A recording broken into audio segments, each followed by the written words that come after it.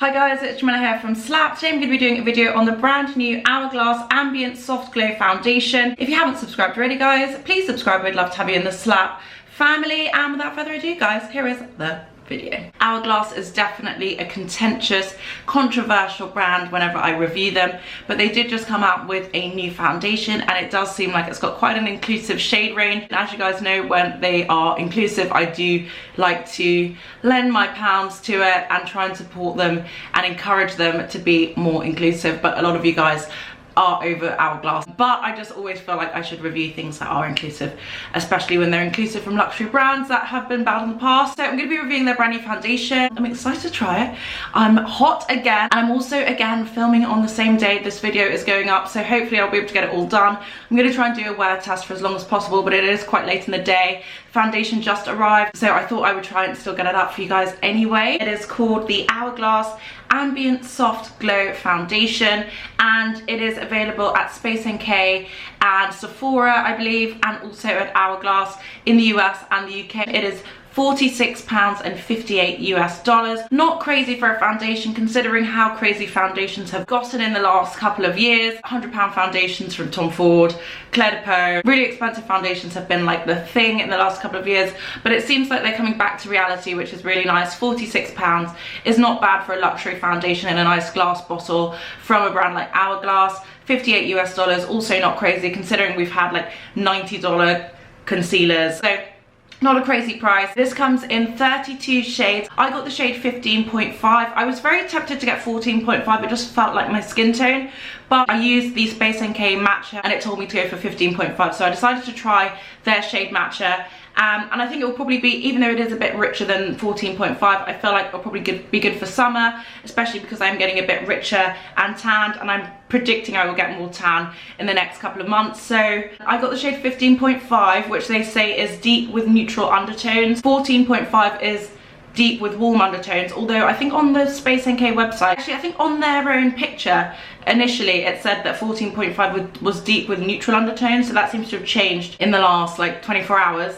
So maybe it was a good thing I didn't get that 14.5 shade. There's also a 15 which is deep with cool undertones, a 16 which is deep with warm undertones, 16.5 very deep with neutral undertones, 17 very deep with cool undertones, and 17.5 deepest with cool undertones. So I'm really happy that after the shade I got, there are 4 shades, and they actually seem like quite rich shades. I know there are like 40, 50, 100 shade ranges, but sometimes those shade ranges aren't actually considered across the spectrum, and sometimes they don't have like the right undertones. You can have like 60 deep skin tones, but if they're all an orange undertone, then it's not actually very helpful to anyone. So I feel like this is quite good. I like the fact that there are a lot of neutral shades and some really nice warm shades as well at the deeper end of the spectrum, which is really unusual. Most of the time brands tend to go, like even Chanel and Dior, they tend to go neutral at the deeper end of the spectrum and kind of forget that you can have some warmer, deeper, richer skin tones. So I quite like that. They've gone neutral and warm, which I think is quite unique, and then the deepest one I think they said is cool. So yeah, I'm quite happy about that from what I can see online. They also did come out with skin color grids, so every single skin tone can see what this shade might look like on them. It is quite hard to tell because some of the models do look like pretty much the same skin tone, but it's really nice that they've given you that actual visual guide as well as giving you like the actual undertones, so you just go with what your undertone is. It says this is a weightless liquid foundation that delivers 16-hour medium buildable coverage with a natural soft glow finish that provide a light diffusing effect, minimizing the look of imperfections for skin that looks smooth, even and glowing in any light. 30 mils and 1 fluid ounce, which is your standard size for a foundation, so that's good. Transfer resistant, resistant to humidity and sweat, which is actually going to be really handy considering it's so hot. I'm going to show you guys the packaging, show you some swatches, and then I'm going to get into a demo.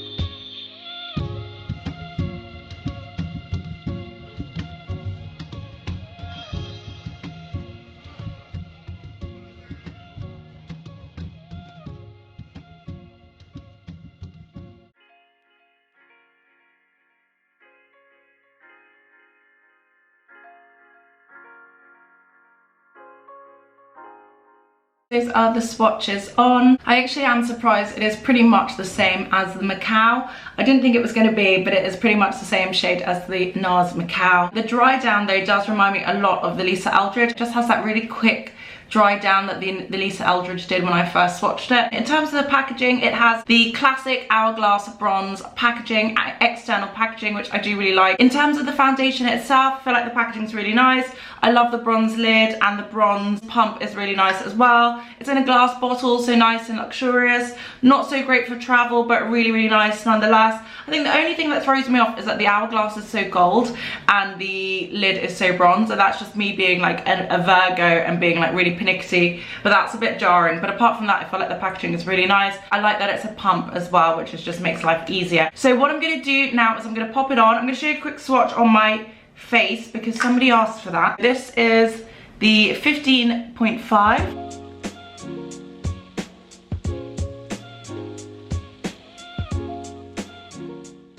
Not a bad match at all. So I think I'm actually really happy with this. It's actually turned out to be a really nice shade for me. So I'm just going to use one pump on one side. I guess I'll do this side.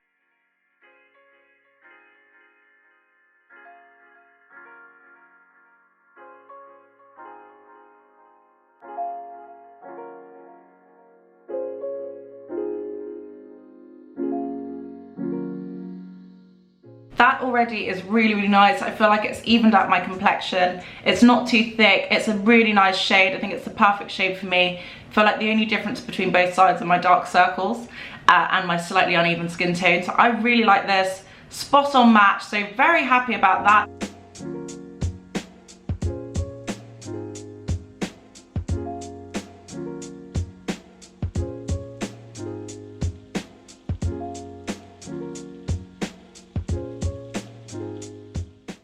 When I look at the side by side, I'm actually really, really impressed with this foundation. It doesn't feel heavy on, it doesn't look heavy, it doesn't look like it's completely covered my face in foundation. It just looks like it's even my skin tone. It made me look really nice. It definitely gives me that blur. It's got a slight glow to it, but it's not overly glowy. It's not really very glowy, it just looks kind of satin on the skin. But it really feels like nothing on. I'm gonna put some on the other side.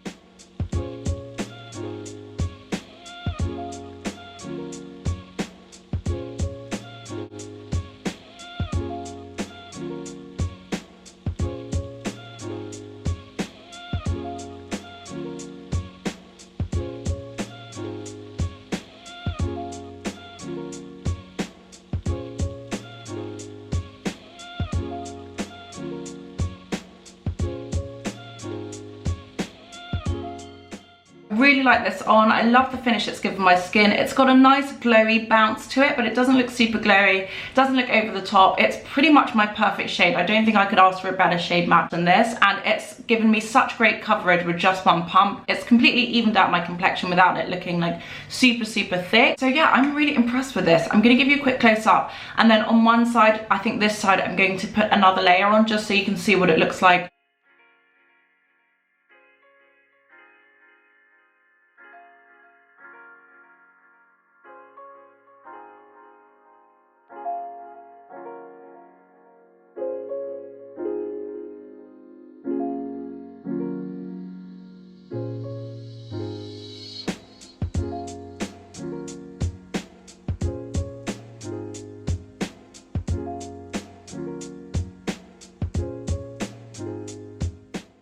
That is the foundation on. I quickly did the rest of my face just to give it a real chance. I'm going to leave this on for the rest of the day and see how it wears. I have to say this this foundation was really nice. I feel like it kind of self-set itself. I do feel like this foundation is a bit rigid underneath concealers. When I was putting the concealer on, the liquid concealer on top, it felt like it was going on top of a base that was already set. And I felt the same for like all of my creamy products. It didn't feel as loose a formulation as some of my other ones do. It doesn't actually affect the finish, it's just the feeling of application felt slightly different to how it would normally feel. It is now 3:07.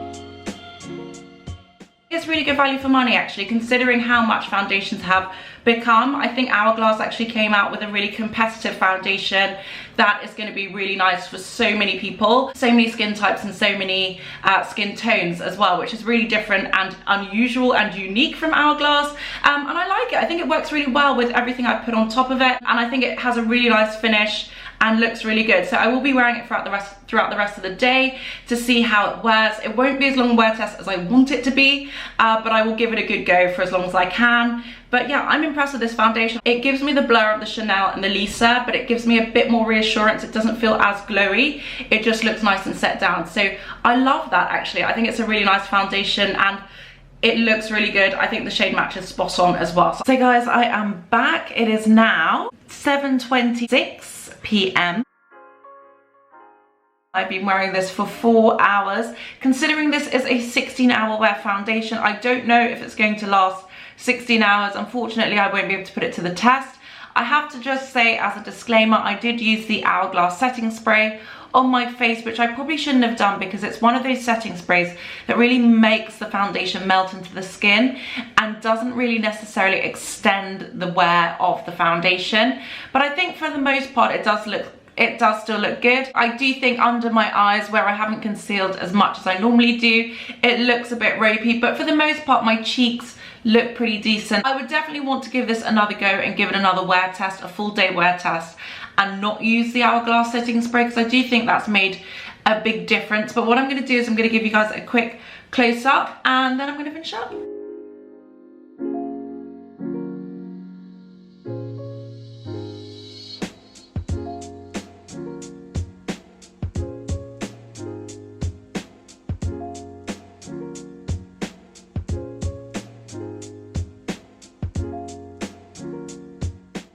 Guys, that is it. That is a brand new Hourglass foundation on. I do think it's pretty good foundation and I do think it actually would last a lot longer if I didn't use the Hourglass setting spray, which is quite ironic. But I do think my skin looks nice, it looks lived in.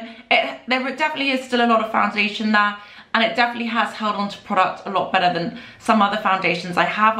But I know a lot of you guys are going to say for 4 hours wear this is not looking great, but I do have hope and I do have faith that if I was to keep this on for another 4 hours, it would look pretty much the same.